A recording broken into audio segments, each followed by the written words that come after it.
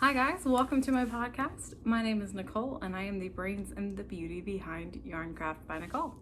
Today's featured make is this beautiful modified version of the Entrelac and Katia shawl from TL Yarncrafts.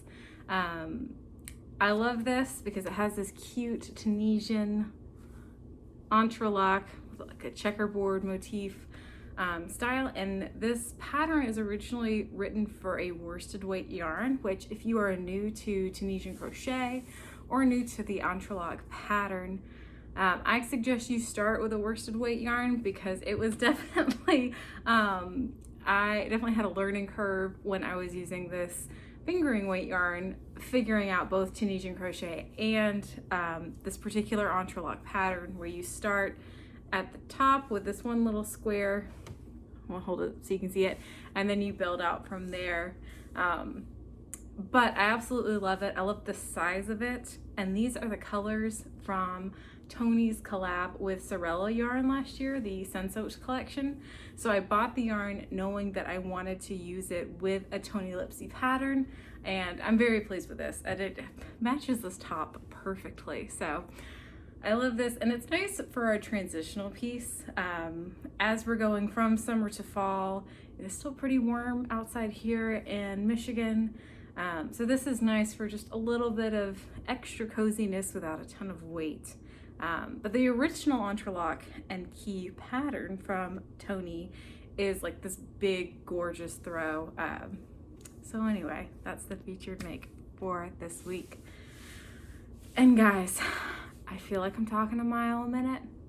It's because it's been a minute since I have gotten to share with you, and I've got a lot of fun things to show off this week. So I'm gonna start with my one finished make this week, and I showed it to you before I left last week, and that is this really pretty nursing cover that I did as a custom order. So you just throw it on like this. It's got a slit on one side, so you can have one arm out. Make sure that baby is comfy and cozy underneath, but I really love the colors on this. It's all a linen stitch. I didn't have a pattern for this. I was kind of just free forming it, knowing what I wanted the shape to be and just designing it around that, and I'm really pleased with it. I would make another one of these for sure. And it's nice because this linen stitch has a really pretty drape to it, but it's also not super heavy over baby's face. So I'm really pleased with this. I just snapped some pictures of it, and we'll be sending it on to its owner very soon, who's expecting their next little one this month, now that we are in September. So I finished this last night. Oh, and I edged it with the reverse single crochet, aka the crab stitch on the top and the bottom. But other than that, it's all linen stitch. And it worked really well with these colors, fading one into the next. And this yarn is just incredibly soft. This is a Yarn Bee yarn called, I think it's called Yarntopia. I showed it in the first video where I used it, but it's really soft, and I have some extras, and I'm very pleased with that because then I'll get to make something else that's really soft. So this is the only thing that I have finished so far. Now, the last time we talked was right before I went to Italy, and knowing that this was a trip that my husband and I were going to get to take together, that we were going to be spending time together, that we were going to be doing a lot of tours, we were going to be walking around lots of places in Rome and Florence and Naples, that I wasn't going to need many whips because I wasn't going to have much downtime. But I know I would have downtime sometimes on the train as well as with the flights. So the projects that I brought were a scarf, which is in here, which is really cute. This is a self-striping yarn from Knitterly Things in the colorway Hail to the Victors, which is, if you don't know, University of Michigan colors, and it's really pretty and it's working up really well. Surprise to no one that it also uses the linen stitch. And honestly, for this scarf, I just went as wide as I wanted my scarf to be. I actually started with a little bit narrower, but ended up taking it out so that I can make it wider. And then I'm just gonna go until I run out of yarn. and if it is not quite long enough to be a scarf by itself, I'll just sew the sides together and make it an infinity scarf. But I'm also going to block it to get a little bit of extra length, but it's really pretty. I've never used a hand-dyed self-striping yarn before, and in the cake you can't really tell as much the tonality of the colors, but working with it, like, it's gorgeous. My original plan was to have this scarf done by the game that's this Saturday, but I don't think that that will be likely at this point, but it will be ready for when it's actually cold enough to wear it for games. The first University of Michigan game is at noon, so I probably don't want to be wearing a scarf anyway, but this will be my next project that hopefully I will have finished to show you next week. I took a couple of other cakes of yarn with me to Italy, including this yarn that I was going to make a hat with for my husband, and then this yarn that I was going to make a wrap or like a meshy scarf for myself with. The yarn dyer who dyed this, Winnie Jo Fiber Co. She just went to Italy with her husband, so I thought it would be nice to take it and use it. But honestly, I didn't start anything with those two skeins just because I didn't have as much downtime as I thought. Our flight to Italy was overnight, and I tried really hard to sleep during that flight, which was unsuccessful.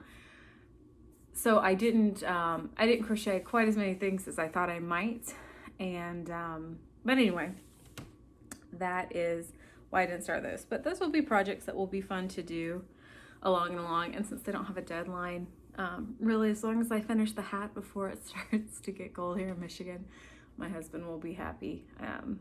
So those aren't on a timeline. The other thing that I worked on while I was in Italy was using some scrap sock weight yarn and fingering weight yarn that's all hand-dyed merino, superwash merino. A couple of them might have a little bit of cashmere or stellina or some other things, but they're all leftovers from projects that I didn't have a plan for, so I decided that I would make fancy linen stitch squares and either make, I haven't decided if it's going to be a table runner or a lightweight blanket or something else, but it's really cute. So I'm making all of these squares. I'll show you the yellow one. Making all of these squares using the tutorial that I have on here on YouTube, where you start your linen stitch square in the middle and then you add in some double crochet rows. For these little squares, I'm doing 6 rows of the single crochet in the linen stitch square, 1 row of the double crochet, and then 3 rows at the top. So there's 10 rows total. And I liked this because I was able to take just a couple of tiny balls of yarn with me, put it in my purse with a hook, and then work on that on the train without having to bring a lot of extra things. And it was really cute. In fact, this yarn, I'll show you, this cute little square is the same yarn from this. It's some leftovers. And then I started putting them together because I was impatient once I had made several. And they're really cute. Like I said, I haven't quite decided what this is going to become. I did not block these before putting them together. They would be a little bit more uniform if I had. I probably will block it once I'm completely finished with it, but like I said, I was impatient. And honestly, once you start putting them together, they stretch out a little bit to fix or to fill the shape in. And once I put an edging on it, I may or may not need to block it, but they're super cute. I love them. And it's just, I don't know, for me, it's a fun way to use leftovers and then to remember, oh yeah, I bought that for, like this one, it's the same one that's here. I bought that from the Sunset collection. Or this one was called Pride. I bought that when I was in Colorado. And this one is from the first yarn store that I ever worked at. Like, it's just nice. It's kind of like putting together a quilt with yarn scraps. And it's also cool because, again, they have a little bit of gaps. That's the back side of the gaps. So it's just a little bit something extra. So I love this. And I've got several more squares, like, oh, look at this hot pink one. Super cute. But that's a fun project that I can do at my leisure, which I like. And it was really convenient for the train. The other fun project that I've been working on, which I had to put down and I just left in the car when we drove to Chicago before our flight, because I was like, if I take this with me, one, it's huge and I don't want to bring a project that's this big, and two, like I won't work on anything else, and I want to be able to work on other things. So this is a blanket that I'm making for a friend of mine who is expecting her first baby. And let me see if I can find where this hook should be so I don't tear out any stitches. There you go. This one is all Tunisian crochet. It is all the Tunisian simple stitch, and it is really, really cute. So I'm gonna flip this around so you can see it. And again, I'm gonna try not to pull out any of the stitches that I have so far.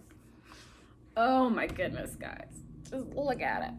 So I started with, in fact, all of the colors so far, except for this darker color that I added in just there, this darker brown, were all things I already had in my stash and I thought would play well together, leftovers from other projects, extra skeins.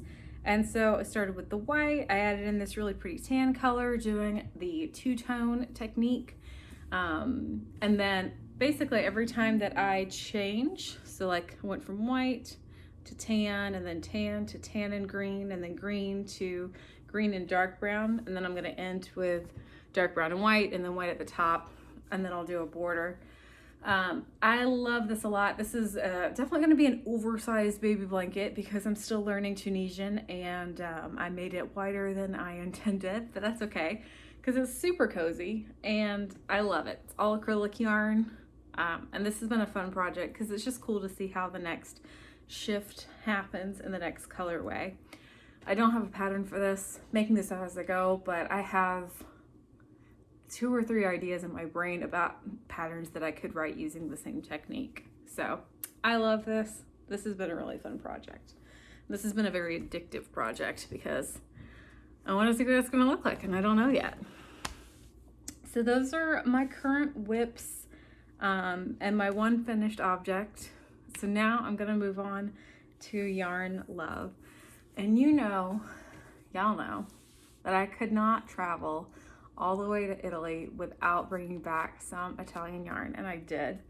We mostly stayed in Rome, me and my husband did, but we did do a day trip to Florence, and because the yarn shops that I was able to see online in Rome were all pretty far from where we were staying, in Florence I was able to find one that was right in the general area that we were going to be, so that's where I went.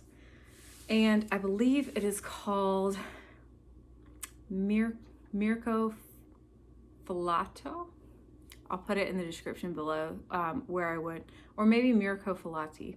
I'll put it in the description below where I went, but they were very cute, very well stocked, and I got some goodies. So the first one I want to show you is called Modial is the company. It's made in Italy, and they call it Soave Pima, which is a virgin merino extra fine wool with a little bit of alpaca and a little bit of Pima cotton.